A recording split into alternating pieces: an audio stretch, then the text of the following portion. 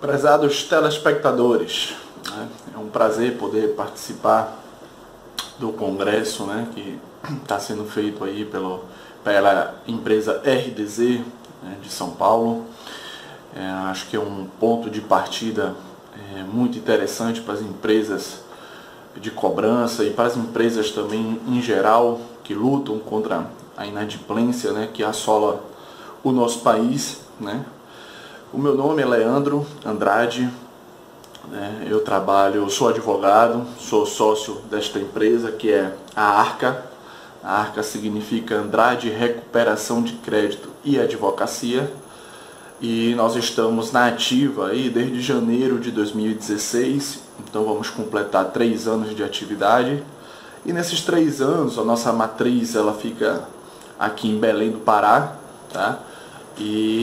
Mas a gente atende empresas em Pernambuco, atende empresas no Rio Grande do Sul, em São Paulo, a gente atende empresa na Bahia e a gente tem processos judiciais também contra devedores em todo o Brasil, né? Porque hoje com a facilidade do processo judicial eletrônico a gente não tem por que ficar preso só a uma cidade ou um estado. A gente consegue abraçar todo o Brasil com a tecnologia que temos hoje, né?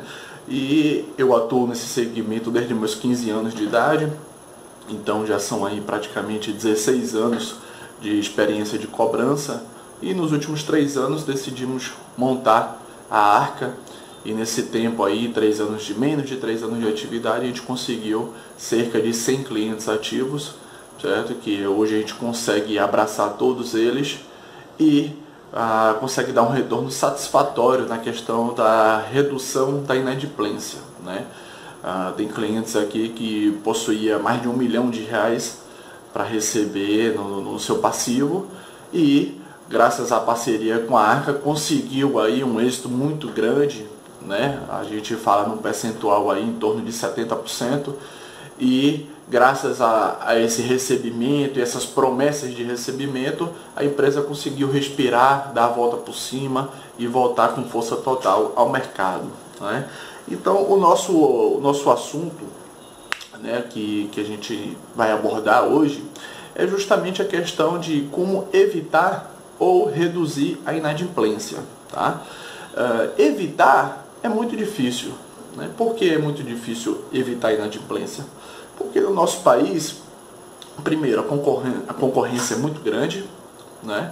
Então, uma empresa, por exemplo, que trabalha com locação de equipamentos, a gente tem hoje, só aqui na cidade de Belém, a gente tem hoje 4 parceiros, 4 empresas grandes de locação de equipamentos que nós atendemos na parte da cobrança, tá? Então, se um cliente vai numa dessas empresas, né, tentar fazer uma alocação de equipamento e o cadastro dele é negado, ele vai na outra e consegue fazer na outra. Então a empresa, infelizmente, ela tem que correr o risco, por causa da concorrência, ela tem que correr o risco de fazer um cadastro, de abrir um crédito para um cliente que ela mal conhece. Ela mal conhece não, que ela nem conhece. O cara acabou de chegar pedindo um crédito e prometendo pagar mais para frente, né? E às vezes o cliente ele chega com o CNPJ ou CPF dele todo limpo, né, sem restrição nenhuma, apresentando uma boa aparência, dando garantias e tudo mais, e quando você vai ver um mês depois, quando você vai ter o primeiro boleto vencido, simplesmente o boleto vence, quando você vai cobrar, o cara diz que não tem ainda uma perspectiva de pagamento, quando você vai puxar de novo o Serasa dele, ele está realmente cheio já de dívidas, porque infelizmente acontece muito isso no mercado de hoje em dia. As empresas os clientes eles chegam na empresa para abrir um crédito todo bonitinho, uma aparência externa toda linda, mas por dentro ele sabe que não vai conseguir honrar com seus compromissos e termina prejudicando diversas empresas ao seu redor, né? Porque a inadimplência que ele causa para essas empresas termina colocando em risco a saúde financeira dos nossos parceiros, né? Então não tem como realmente evitar a inadimplência, né? Mas você pode seguir alguns passos para tentar reduzir ao máximo a questão da inadimplência. Qual é o procedimento? Primeiro, sempre consultar, né, o CPF ou CNPJ da pessoa. Se for empresa, consulta o CNPJ e consulta o CPF dos sócios. Se for pessoa física, consulta o CPF dele, né? E ver se está tudo em ordem. Verifica a situação deles e vê se está tudo em ordem. O que é que muita empresa faz também? Vende para terceiros, né? Uma pessoa chega, abre o cadastro, ela vai com uma outra pessoa e diz, olha, o cadastro não vai ser no meu nome, vai ser no nome desta pessoa aqui. Eu vou fazer, por exemplo, locação em nome desta pessoa. Você tem que criar um vínculo, você não pode deixar tudo no nome do terceiro, porque quem está, na verdade, usando e criando inadimplência é aquele outro cidadão que está por trás. Então você tem que criar um vínculo com eles. Qual é o vínculo que você pode fazer? Criar documentos, um termo de acordo, você pode fazer uma nota promissória, né? Você pode justamente juntar, anexar os documentos dessa pessoa com os documentos do terceiro e faz uma nota promissória, entendeu? Nota promissória é título executivo extrajudicial. Então você faz uma nota promissória para esta pessoa assinar e deixando claro que ele que é o responsável pela locação que ele está fazendo em nome de terceiro. Eu estou usando locação porque acontece muito nesse segmento de locação, mas acontece com outras empresas de outros segmentos também. Você faz um contrato em nome de um filho, em nome de uma mãe, em nome de um irmão, entendeu? E quando vê depois não vai pagar, a pessoa não paga e não se importa em pagar. Por quê? Porque não está no nome dela, o nome dela não está sujo. Entendeu? Ela está bonitinha perante ao mercado. Então ela consegue ir no banco tirar um empréstimo, ela consegue ir na concessionária fazer um financiamento de um carro, ela consegue fazer várias coisas porque ela não foi atingida. Mas o terceiro que ela usou, e tem muito caso até de parentes, né, que usa nome de filho, que usa nome de pai, que usa nome de irmão, e termina sujando o parente e depois não quer pagar porque não é no nome dele que está em jogo. Entendeu? Então a gente vê muito isso na parte de cobrança. Então, para você evitar ou reduzir a sua inadimplência, evite vender ou fazer locação ou o que for para terceiros. Tá? Se for fazer para terceiros, sempre junte um documento que comprove que aquela outra pessoa também é responsável pela dívida. Uma nota promissória é o mais simples, o mais fácil de se fazer. Ou então elabora um termo informando que a responsabilidade também é dele. E porque depois, se você for entrar com ação judicial depois, você entra contra os dois. Contra a pessoa que foi lá, se apresentou como responsável, e contra o terceiro, que é o contrato no nome de quem está. Porque isso lá na frente pode causar muito resultado. Então, na cobrança depois, quando ela é feita, quando passa a cobrar os dois, tanto o responsável legal como o responsável moral, quando você cobra os dois simultaneamente, você gera um conflito entre eles e termina dando resultado. Agora, se a responsabilidade está só focada em uma pessoa só, que é o terceiro, que não tem como pagar, aí fica difícil, entendeu? Então, vincula os dois e que aí, com certeza, aquele responsável legal e o moral, os dois vão ficar preocupados. E aí vão querer resolver a situação, por mais que você tenha que fazer depois um acordo extenso, um parcelamento de 8, 10, 12 vezes ou até mais, mas é melhor receber aos poucos do que não receber nada, do que ficar brigando e não sair do lugar. Outro ponto importantíssimo na questão de evitar a inadimplência, né? Pessoas jovens, tá?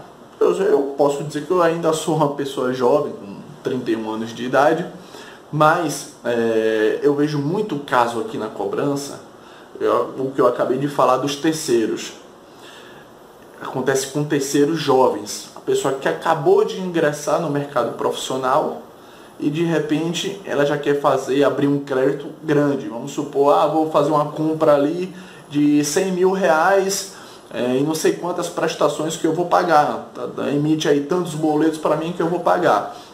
E tem empresas que abrem esse crédito. Por quê? Porque a pessoa chegou com o CNPJ limpo, CPF limpo. Tem empresas que abrem o crédito, não tão grande, né? De início não tão grande assim, mas às vezes o cara faz um crédito de 5 mil reais, aí depois faz outro de 10, faz outro de 15, esses aí ele cumpre. De repente ele faz um crédito maior de 100 mil reais e não consegue cumprir.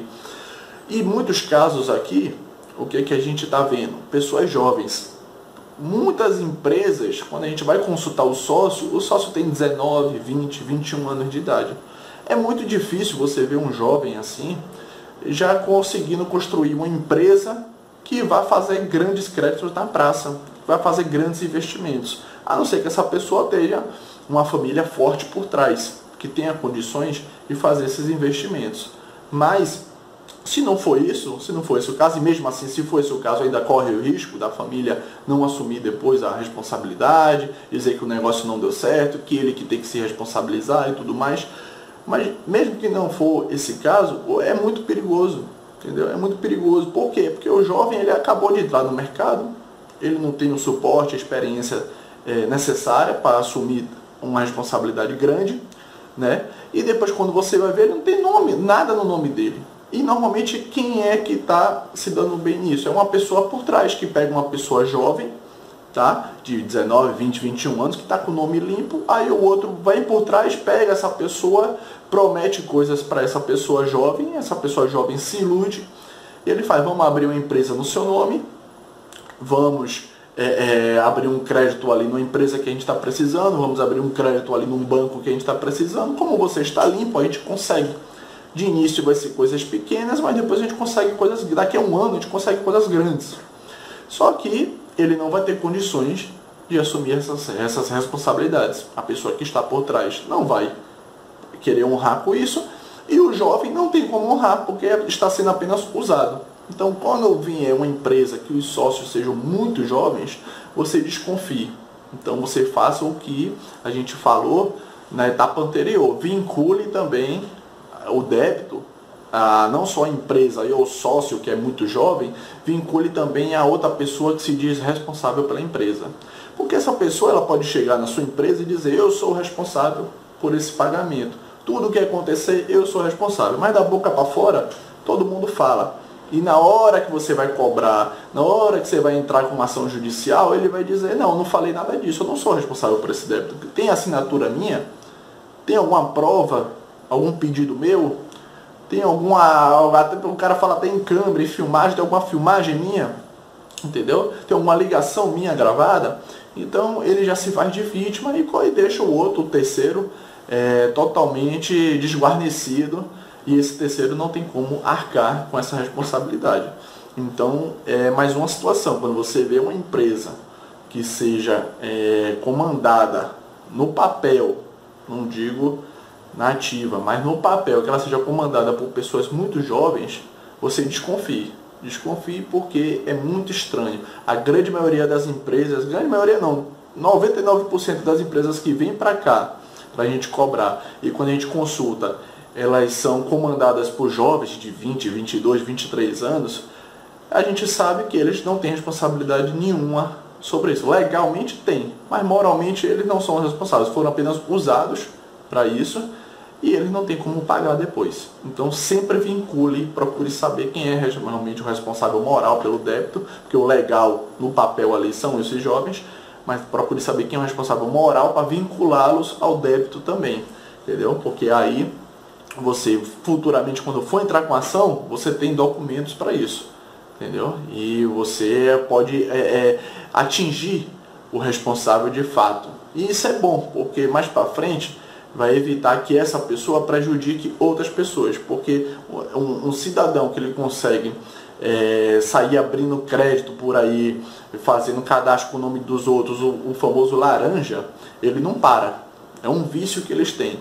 Ele pega uma laranja aqui, aí usa o laranja, suga a laranja toda durante 1, 2 anos, depois quando a bomba estoura, ele larga o laranja, mas aí ele deixa a poeira baixar um pouco e já pega outro laranja e vai assim. Eles têm um pé de laranja, na verdade, né? Então eles saem fazendo isso, prejudicando um monte de pessoas, né? Que na verdade são pessoas que não têm muito conhecimento e caem na conversa e fazem isso, deixam usar o nome em troca de certos favores, né? Que às vezes até pouca coisa, né? Às vezes o cara promete, vou te dar R$1.000 por mês, R$500 por mês, em troca eu vou abrir aqui essa empresa no seu nome. Aí o cara acha que tá lindo, tá tudo bem, às vezes a pessoa jovem, isso é muito para eles, e termina acontecendo isso no futuro, entendeu? Aí então sempre vincule a pessoa moral com a pessoa legal, porque aí na hora de uma ação judicial você consegue colocar esse que está usando os laranjas também no meio da conversa, no meio de uma ação judicial, para ele também ser responsabilizado. E isso evita, né, isso, ou pelo menos vai diminuir muito que ele faça isso com outras pessoas, porque isso é um caminho sem volta. Eles não param de fazer isso. É um vício que as pessoas têm de usar laranjas, porque suja o nome de todo mundo, menos o dele. Entendeu? Outro passo, né? Se você não consegue evitar a inadimplência, você tem como pelo menos reduzir. Como eu disse no início, evitar no Brasil a inadimplência é praticamente impossível, questão de concorrência, questão de necessidade, né? Então você tem que dar crédito para as pessoas. Então as empresas, a grande maioria das empresas, elas têm que fazer isso para poder vender, para poder circular o dinheiro e tudo mais. Então termina mais na frente acontecendo a inadimplência por causa disso. Então não tem como você evitar a inadimplência 100%, mas tem como você reduzir e como você cortar o mal pela raiz, né? O que é que acontece muito aqui no escritório? As empresas, elas negativam muito tarde o devedor. Deixa para negativar o devedor depois de 2 meses, depois de 3 meses, depois de 4 meses, às vezes depois de mais de um ano. Entendeu? A gente pegou um grande cliente aqui em Belém, uma empresa fortíssima, por questão de ética a gente não fala nomes e tal, mas uma empresa fortíssima no ramo de segurança. E quando a gente pegou a carteira deles, logo no início aqui, quando a gente chegou em 2016, a gente viu que os devedores não estavam no Serasa, né? Então o devedor no Serasa, sem estar no Serasa, ele não tem tanta vontade assim de pagar o débito, né? Porque a cobrança, na verdade, é uma venda que você faz. Quando você cobra a pessoa, ela tem que ver algo de bom para ela pagar aquele débito. Pô, por que eu vou pagar esse débito depois de 3, 4 anos? O que é que eu vou ganhar com isso? Aí você tem que saber argumentar. Você vai ganhar o seu nome limpo, você vai ganhar a sua paz, né? A sua consciência limpa também, porque você não vai ser cobrado diariamente como você está sendo cobrado. Então você tem que saber argumentar também com o devedor. Só que as empresas, elas deixam para fazer, muitas empresas deixam para fazer isso muito tarde. E aí quando você vai fazer isso muito tarde, você fica no final da fila. Aí o devedor já tem ali diversos compromissos para honrar, que ele colocou na prioridade, você ficou no final da fila e você vai receber só muito tempo depois isso se receber. Porque pode prescrever o débito e você não receber, não tem mais força depois para cobrar a pessoa. Então você tem que cortar o mal pela raiz, tem que agir muito rápido. O cidadão deu 30 dias, se ele não pagou o boleto dele, já coloca no Serasa, protesta no cartório, o que você achar melhor, né? A gente acha aqui que o PFIM do Serasa, ele é muito mais prático, ele é muito mais barato do que o protesto, né? O protesto, ele tem toda a questão da sua legalidade judicial, né? Para uma ação judicial, ele faz muito mais efeito do que o PFIM do Serasa. Mas por questões práticas, o PFIM, ele é muito mais ágil, ele é muito mais barato, né? Tanto na hora de negativar como na hora de dar baixa. Então o protesto não, o protesto gera todo um trabalho e um custo muito mais elevado. Tem protestos aqui, dívida de R$200, você vai protestar, você gasta 100, 120 reais para protestar. Então imagina se você for fazer isso com 10 clientes, que esteja devendo R$200 cada um para você. Você vai gastar aí mais de R$1.000 para negativar esses devedores. Enquanto que no PFIM do Serasa você gasta muito menos. E para efeito de mercado, o PFIM e o protesto, aí eles se equivalem. Porque uma pessoa que está devendo uma conta, por exemplo, de R$50, está negativada no Serasa com R$50, ela vai no banco, ou ela vai numa loja no shopping abrir um crédito, ela não consegue. Ela não consegue. Quando puxa lá, que tem uma restriçãozinha de R$50, é automático. Eles vetam, eles não fazem crédito, eles não fazem operação, entendeu? Então, para efeito de mercado, o efeito é o mesmo. Para efeito judicial, posteriormente, é que pode ter essa diferença. O protesto, ele é muito mais eficaz na questão judicial do que o PFIM, né? Mas o protesto ele é importante, por exemplo, para uma execução de título extrajudicial. Mas se você não quiser entrar com a execução, você pode entrar com a monitória. Você pode entrar com uma ação de cobrança simples. Tem várias outras ações que você pode entrar. Não precisa necessariamente ser execução. Ah, doutor Leandro, mas a execução, ela é importantíssima, porque ela é muito mais rápida, ela dá um prazo curto para o devedor pagar, são 3 dias, depois já vai para a penhora de bens, etc. e tal. Mas em certos lugares, aqui em Belém do Pará, por exemplo, a gente entra com a execução e não é um retorno tão rápido assim como a gente espera, né? Então tem tudo um porém. Mas o que eu quis dizer é que você tem que matar, né? Cortar o mal pela raiz, negativa logo. Ah, mas é um cliente antigo, ele compra comigo há 20 anos. Não importa, você tem que explicar para esse cliente que é um trâmite automático da sua empresa, você está fazendo isso para evitar inadimplência, que como é uma questão automática, você não vê nome por nome, é automático. Ficou devendo, dá 5 dias, ele vai para o Serasa, entendeu? Ah, o boleto é dia 10, não pagou, chegou no dia 15, continuou sem pagar, já vai para o Serasa, entendeu? E outra coisa, além do Serasa, aí vocês têm que partir para essa questão da cobrança terceirizada, tá? Porque a cobrança terceirizada ela é importantíssima hoje. Primeiro, reduz o seu custo por completo. Nós tivemos aqui um cliente que ele tinha só 2 meninas no financeiro dele que fazia cobrança. Só que ele me falava, poxa, Leandro, não tem um retorno esperado delas. Elas fazem um ou outro acordo, mas não é muita coisa.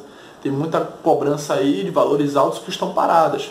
Eu falei, olha, é normal. Porque, primeiro, elas não são especializadas nisso. Segundo, elas não recebem comissão por causa disso, né? Terceiro, elas ouvem desaforo que elas ficam, né, com o pé atrás para ligar de novo depois para o devedor. Então, com cobrança especializada, você não tem esse problema. Você vai ter a experiência de quem trabalha com isso há muitos anos, que sabe argumentar com o devedor, que não tem medo de ouvir desaforo do devedor. E é uma cobrança que é feita diariamente e que tem motivação. Qual é a motivação? A gente vive disso, entendeu? Uma funcionária sua que está ali cobrando, ela não vive disso. Ela recebe o salário dela e ponto final. Ela não recebe comissão por causa disso e outras coisas. Então ela não se motiva a ir atrás disso. Algumas empresas, com exceção, elas dão comissão para a pessoa que faz a cobrança ir atrás. Mas também, como eu disse, não adianta nada você motivar se a pessoa não tem especialidade nisso. Então, com o escritório de cobrança, existe a questão da especialização, da motivação. A gente vive disso, então a gente tem que buscar cada dia o recebimento do devedor, entendeu? Então a gente liga, a gente só vive disso. A pessoa no financeiro da sua empresa, às vezes ela tem que fazer outras coisas além de cobrar. A gente não, a gente só cobra. A gente passa o dia cobrando. Então, tem e-mails, tem SMS, tem ligações, tem mensagem no WhatsApp, tem notificação via correio, tem cobrança externa, tem depois ação judicial, tem todo o trâmite que a empresa terceirizada de cobrança faz, que a sua pessoa no financeiro não vai fazer. E o principal de tudo, redução de custos. Esse cliente, por exemplo, ele tinha 2 meninas no financeiro. Eu falei, olha, aí você tem salário das 2, tem os encargos das 2, e você ainda tem as despesas, por exemplo, de ar-condicionado, de luz, de computador. Você tem que comprar um computador para cada uma, você tem que fazer um monte de coisa para manter aquela estruturazinha. Então, por baixo, vamos dizer que você gaste aí, você tem um gasto de 3 mil, 4 mil reais por mês, para ter essas 2 meninas aí cobrando. Uma empresa de cobrança, com a nossa empresa de cobrança, você não vai ter custo nenhum. Custo 000, não tem gasto com nada. Então, é muito importante a terceirização. Você negativou o seu devedor naquele prazo que eu falei, o cara deu dia 10, ele não pagou o boleto, no dia 15 ele já entra no Serasa. Passou mais um tempo, chegou no dia 10 do outro mês, ele não pagou ainda, manda já para a empresa de cobrança. Mas isso tudo você avisa para a sua carteira de clientes. Quando ele for fazer uma compra, você já manda no boleto a informação, por exemplo. Se não pagar em tantos dias, vai para o Serasa. Se não pagar mais em tantos dias, vai para a cobrança judicial, né? Vai para o escritório de cobrança. Alguma coisa assim, você coloca a informação para ele estar ciente, para depois, o devedor usa muito essa desculpa. Eu não fui informado que ia para um advogado me cobrar. Ele vai estar ciente desde o início do procedimento da negativação e do procedimento da empresa de cobrança entrar em ação. E aí muito devedor, ele vai evitar da empresa, do débito dele ir para a empresa de cobrança, porque ele sabe que vai ter uma despesa maior. Ele sabe que vai ter que pagar a negativação, os juros, a multa, a correção monetária, além dos honorários advocatícios. certo? Então ele vai evitar ao máximo. Então ele vai correr quanto tempo, vai lhe colocar como prioridade para pagar a dívida dele, entendeu? Então, importantíssimo terceirizar a cobrança. Você vai reduzir os seus custos e você vai ter uma empresa especializada que vive disso, que se motiva a cada dia para receber o seu dinheiro. E que seja uma empresa também transparente, honesta, né? Porque a gente sabe que em todo segmento a gente tem empresas que não atuam em conformidade com a transparência. E a nossa empresa, graças a Deus, ela é uma empresa muito transparente, que 3 anos de mercado já tem praticamente 100 clientes ativos, e isso é um sinal realmente de que o trabalho está sendo muito bem feito. Então você procure sempre na sua cidade, como a gente atua em todo o Brasil, a gente tem a capacidade de atender. Se você for de São Paulo, a gente lhe atende em São Paulo. Se você for de Natal, a gente lhe atende em Natal. Se você for do Mato Grosso, a gente lhe atende no Mato Grosso. Agora, se você pensa, não, eu prefiro uma empresa de cobrança que seja na minha cidade, eu quero uma aqui perto de mim. Então, você procura uma empresa e você estuda, conversa com as empresas que estejam próximas a você para ver qual que melhor se encaixa, certo? Agora, buscando sempre isso, a transparência, a eficiência, a rapidez, né? E isso tudo a gente tem aqui na nossa arca, tá? É isso, o procedimento da terceirização da cobrança, a gente coloca esse prazo aí de 60 dias. Né? Eu tenho clientes, como eles gostam muito do nosso serviço, tem clientes que com 15 dias quer me mandar a cobrança. Leandro, já negativei e agora tem 2 semanas que ele não pagou, já quer me mandar a cobrança. Eu acho muito precoce. Eu acho que eu dei 30 dias para ele, para ver se ele vai pagar, e dei mais 30 dias depois de crédito, né, para ele, para ver se ele vai pagar. Então, passou 60 dias, não pagou. Olha, você teve todo o tempo para procurar empresa. Se você não tinha como pagar à vista, tinha pelo menos como negociar um parcelamento. Não fez isso, não procurou diretamente o credor, então vai para a empresa de cobrança. E avisa isso logo no início. Quando você for fazer a operação com o seu cliente, avise logo de início como que vai ser feito. Tanto a questão da negativação, como a questão da terceirização da cobrança, certo? E você vai ver que o resultado é muito mais rápido. Não deixe a sua cobrança envelhecer. Tem clientes que a gente faz contrato aqui e o cliente prefere mandar primeiro as cobranças antigas, depois as cobranças recentes.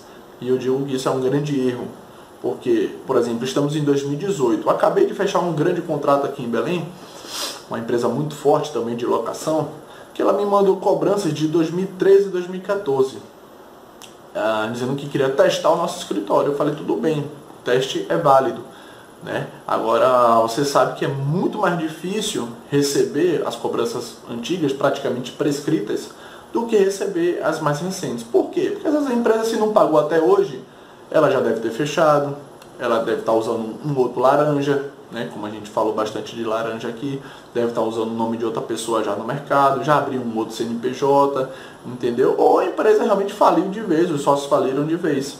Então é muito mais difícil receber uma cobrança antiga, e essas cobranças antigas, o devedor ele propõe logo, me dê um desconto no principal e parcele para que eu possa pagar. Porque uma cobrança que já vai prescrever, eu não tenho interesse em pagar, só se você me flexibilizar, um desconto e um parcelamento. Então a grande maioria fala isso, quando a cobrança já está com 4, praticamente 5 anos de vencido. Então nós fizemos essa parceria, o teste é válido para a empresa? É válido, mas você tem que priorizar as suas cobranças mais recentes. Então você tem cobranças, por exemplo, que já tem 3 meses, 90 dias que o cidadão já está te devendo, já é hora de terceirizar. Por quê? Aí você pensa, não, Leandro, mas vamos para as antigas para não deixar prescrever. Ok, mas a gente pode trabalhar tanto nas antigas como nas mais recentes. E a prioridade tem que ser as mais recentes. Por quê? Porque se você deixar para depois, eu vou deixar para depois, eu vou trabalhar internamente ela aqui e tal. Quando você vê, passou 1 ano já. E depois de 1 ano, esse devedor ele já tem outras prioridades, ele quer pagar outras pessoas. E você ficou de novo no final da fila. Entendeu? Então você tem que agir o quanto antes para não ficar no final da fila. E é isso que a gente orienta para as empresas. De 60 dias, 90 dias, no máximo, estourando 90 dias, terceirize a sua cobrança, para que o devedor ele seja cobrado diariamente e te coloque como prioridade, não te coloque no final da fila, certo? A gente tem aqui um outro exemplo para finalizar, a gente fechou um contrato com um grupo muito forte que atua em diversos segmentos, né? Eles têm shopping center, eles têm posto de gasolina, eles têm muita coisa, né? Lojas de peças e tudo mais. E quando nós fizemos a parceria com eles, falaram: Leandro, a gente tem aqui por baixo uns 2, 3 milhões de reais na praça para receber, cobranças antigas, cobranças novas e tudo mais. E vamos testar vocês. E de início mandou cerca de 200 mil para nos testar. E nós conseguimos um retorno muito grande, cerca de 70%, 60% de êxito logo de cara, nos 3 primeiros meses. E assim, de recebimento efetivo e de promessas de pagamento, tá? E aqueles casos que a gente não recebe amigavelmente, vamos entrar com ação judicial para ter uma perspectiva de recebimento. Às vezes a empresa fechou, ok, vamos entrar com ação contra a empresa e contra os sócios, para em cima dos sócios tentar receber, porque como eu disse, tem empresas que o sócio fecha a empresa porque está devendo para meio mundo de gente, ele abre outro CNPJ, às vezes com um nome de outra pessoa e tudo mais. Entendeu? Ou então ele usou o nome do laranja, não deu certo, pipocou a empresa, pipocou o laranja, e depois ele abre a empresa com o nome dele mesmo. Então vamos em cima do devedor, vamos em cima do sócio antigo, vamos em cima dos responsáveis, sempre, lógico, documentado. Tá? E quando nós fechamos a parceria com eles, que eles começaram a receber esses valores, eles disseram: poxa, doutor, queria que você tivesse aparecido para a gente uns 2 anos atrás, pelo menos, porque a gente não teria deixado chegar onde chegou a inadimplência da gente, né? De chegar a 2, 3 milhões de reais de inadimplência, que está afetando diretamente o nosso grupo. A gente tem que cortar despesas, a gente tem que demitir funcionário, a gente tem que fazer isso e aquilo, e termina atingindo muita gente. Além do seu funcionário efetivo, atinge também familiares, né? Atinge muita gente envolvida nesse procedimento. Então falaram pra gente bem claro: queria que você tivesse aparecido para nós 2 anos atrás no mínimo, para evitar que a inadimplência chegasse onde ela chegou, entendeu? Então, e ela começou com um teste. Depois que os resultados apareceram muito positivos, hoje todo mês ela manda cobranças, e manda as cobranças recentes, as antigas nós já trabalhamos, então vem nas recentes. E olha, no financeiro dessa empresa tem muita gente no financeiro trabalhando lá, deve ter aí umas 6 pessoas trabalhando no financeiro dessa empresa. Só que não tem, como eu disse, a expertise que nós temos. Então são mais de 15 anos trabalhando com cobrança. Então a gente tem a especialidade, a gente tem a experiência, a gente, pelo tom de voz do devedor, a gente já sabe mais ou menos se o devedor quer pagar ou não, entendeu? Então isso é muito satisfatório, de poder dar esse retorno para o cliente. Não tem coisa melhor para uma empresa de cobrança do que chegar num dia de fazer o repasse do crédito do cliente e de ouvir do cliente: pô, obrigado por ter recebido, não imaginava que ia receber esse dinheiro, você salvou nosso dia hoje. Não tem coisa mais satisfatória, e a gente ouve isso praticamente toda semana, entendeu? Então isso é a coisa mais satisfatória que tem para nós que trabalhamos com cobrança, é isso, é ter esse retorno, conseguir receber de fato o dinheiro do cliente, repassar no seu tempo prometido em contrato, e ouvir dele que você fez um ótimo trabalho, que você ajudou, que você salvou o dia ou até mesmo o mês dele. Às vezes a gente repassa um dinheiro que o cliente recebe: poxa, Leandro, se não fosse esse dinheiro eu não conseguia pagar minha folha hoje, entendeu? Então isso é muito satisfatório, e isso que eu digo que é muito importante para as empresas. Terceirize a sua cobrança, porque terceirizando a sua cobrança você vai ter uma eficiência muito maior nos seus recebimentos, você sempre vai ser colocado como prioridade e não no final da fila, como os devedores costumam fazer. Quando você não é cobrado, você não é notado, né? Então você tem que ser eficiente, você tem que cobrar todos os dias. Se você não tem material na sua empresa que lhe permita cobrar diariamente o seu devedor, terceirize a sua cobrança, porque você vai reduzir seus custos, você vai ter uma cobrança diária contra o devedor e ele vai te colocar como prioridade, certo? E é isso, pessoal. A gente termina aqui, né, a nossa palestra. Espero que tenha contribuído um pouco nessa questão de reduzir ou evitar a inadimplência, ou vice-versa, evitar ou reduzir.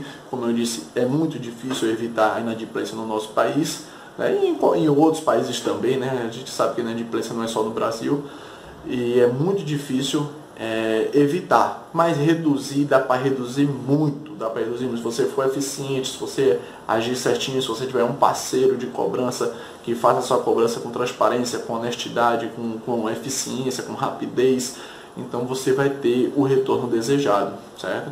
Busque uma empresa de cobrança para fazer isso para vocês. A nossa empresa está à disposição de todos, tá? Se quiserem mais opiniões, a gente está à disposição. Meu nome, mais uma vez repito, meu nome é Leandro Andrade, sou advogado, sou sócio da Arca Andrade Recuperação de Crédito e Advocacia.